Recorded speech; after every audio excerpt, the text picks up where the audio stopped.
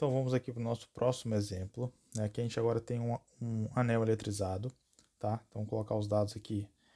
Esse anel, vamos supor que ele tenha, né, que seja fornecido o valor do raio, né, e que ele tenha uma carga que é distribuída uniformemente ao longo, né, dele. Tudo bem? Além disso, num ponto P aqui, que está a distância D do centro do anel, eu quero saber o campo elétrico. Eu quero saber o campo elétrico nesse ponto P, dado para essa distribuição. Tudo bem? Então eu sei, galera, que aplicando a definição de campo elétrico para uma quantidade aqui, ó, infinitesimal de carga dQ, certo? Isso vai produzir um campo elétrico neste ponto P, apontando para cá. Então esse seria o meu campo elétrico DE, certo?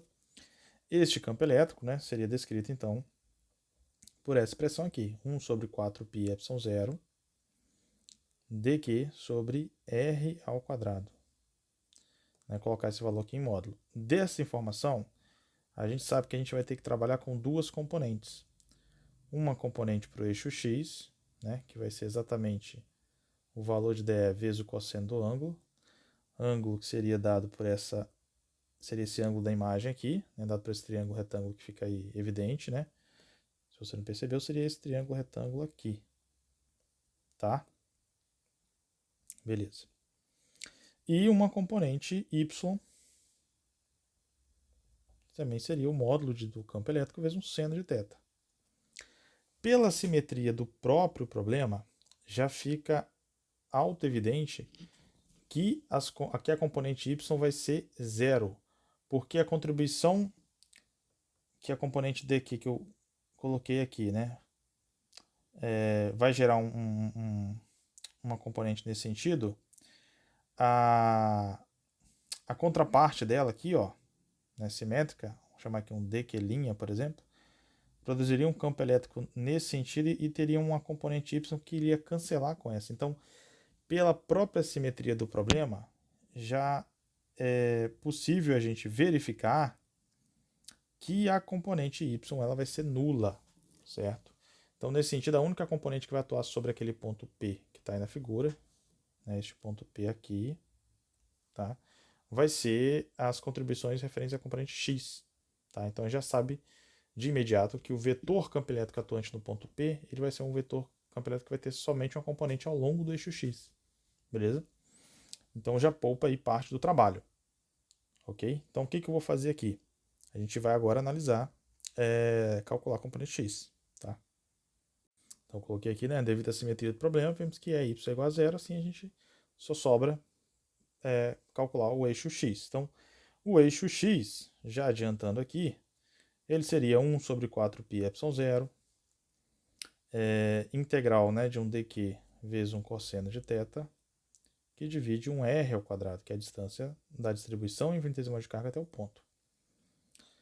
Aí daqui a gente tem que fazer algumas considerações, né? Primeiro,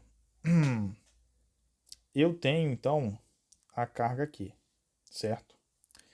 Eu sei que lambda é a quantidade de carga pelo comprimento, certo? No caso, a figura que está sendo formada é uma circunferência, então comprimento circunferência dado por 2π raio, certo?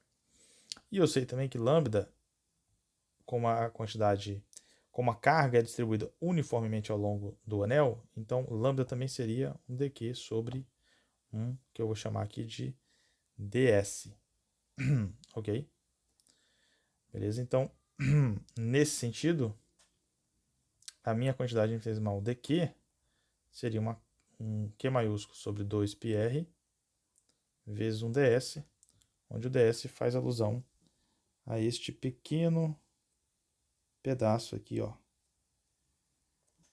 que é o comprimento dessa quantidade infinitesimal de carga. Tudo bem?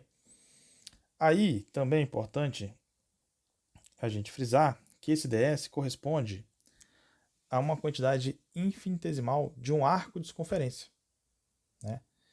Então, sabendo que o arco de circunferência S é justamente o produto do raio vezes o ângulo, θ, então esse arco infinitesimal ds seria nada mais do que o raio vezes o ângulo dθ. Tudo bem? Então, nesse sentido, o meu dq aqui seria um Q maiúsculo sobre 2πr vezes um r dθ. Ok? Beleza? Então, vou pegar essa informação aqui, ó, deste dq, e vou substituir na integral. Então, o meu dq, já adiantando aqui, ó, é um Q maiúsculo sobre um 4π. Aí lembrando aqui, né, que este r simplifica com esse r, então vai ser um Q sobre 2π vezes dθ. Deixa eu corrigir aqui, né? É um Qzão sobre 2π vezes 1 dθ. Só que a gente tem um cosseno de θ aqui ainda, né? E aí, eu vou só fazer uma observação, porque fica parecendo que esse cosseno de θ que eu coloquei aqui, ele é o mesmo θ desse cara aqui, né? Não necessariamente isso é verdade, né? O cosseno θ é o ângulo que eu coloquei aqui, ó, este ângulo aqui, tá? Que é fixo, esse ângulo θ, ele não vai variar. Se você for rodar esse círculo, esse ângulo θ vai continuar constante, tá? Então eu não vou usar a letra dθ aqui, ó, para esse cara, e nem aqui.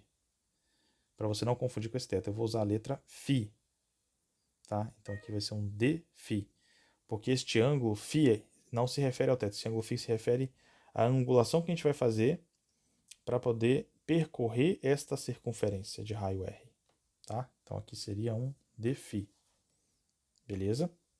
Então vou voltar aqui, ó, e fazer essa correção. Este ângulo aqui é um dφ. E agora o meu cosseno θ, se eu analiso a figura, de novo, né? Nós temos aqui um triângulo retângulo. Então, meu cosseno θ é o quê? O meu cateto adjacente, que é D, a distância do ponto até o centro do círculo, dividido pela hipotenusa R, que nós já sabemos aqui, nós já calculamos ela. Né? Só aplicar Pitágoras. Então, aqui ficaria D, que divide um D ao quadrado, mais R ao quadrado, elevado a meio.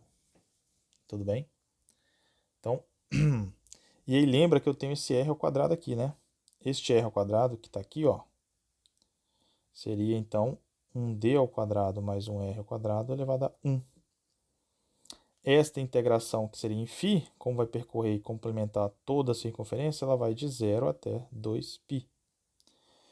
Você vai notar que todos os termos aí dentro dessa integral, eles são constantes, né? Então, posso tirar todos eles aí. Aqui vai ficar, então, um Q maiúsculo, que multiplica com 8π ao quadrado epsilon zero, que multiplica aqui um D, que divide um D quadrado mais R ao quadrado elevado a 3 meios, que é só você pegar esse meio daqui com esse 1 aqui, né, e somar. E isso vai ser a integral que vai de 0 a 2π de um dφ. Então cai na integral simples, certo? Resolvendo essa integral, eu vou ter que minha componente x, então vai ser um q sobre um 8π ao quadrado epsilon zero vezes um d, que divide um d quadrado mais r ao quadrado elevado a 3 meios, que multiplica 2π.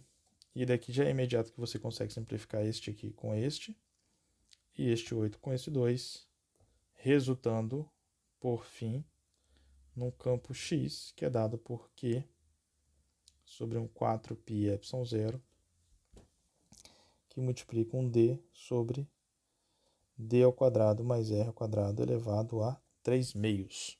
Então, este é o campo elétrico resultante no ponto P.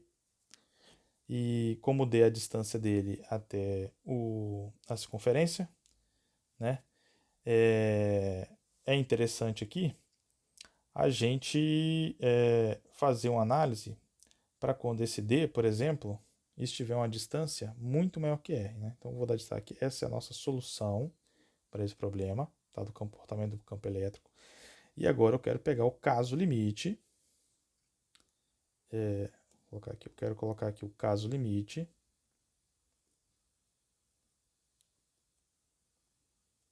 Em que D é muitas vezes maior do que R, tá? Para fazer isso, eu vou reescrever esta solução deixando o D que está no denominador em evidência. Então, por exemplo, se eu tiro ele de dentro do parênteses, eu vou ficar aqui, ó. Esse D aqui fica ao cubo, porque ele é ao quadrado, mas elevado ao quadrado dá 1, e depois você eleva ao cubo, fica D ao cubo. 1 mais R ao quadrado sobre D ao quadrado elevado a 3 meios, tá? Então daqui a gente verifica que esse cara simplifica com esse, vai ficar 1 sobre D ao quadrado embaixo. Né? Eu vou escrever aqui, ó.